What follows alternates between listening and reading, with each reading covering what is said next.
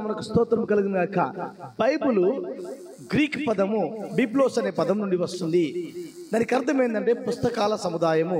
బైబిల్లో కేవలం ఒకే పుస్తకం లేదు, 66 పుస్తకాలు ఉన్నాయి.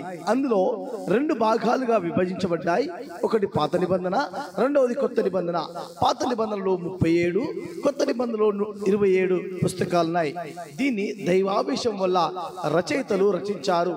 దానిలో 40 మంది ఈ పుస్తకాలను రాశారు. అందులో ప్రవక్తలు ఉన్నారు, యాజకులు ఉన్నారు, శిష్యులు ఉన్నారు, రాజులు ఉన్నారు, అనేకమైన రైతులు ఉన్నారు, డాక్టర్ ఉన్నారు.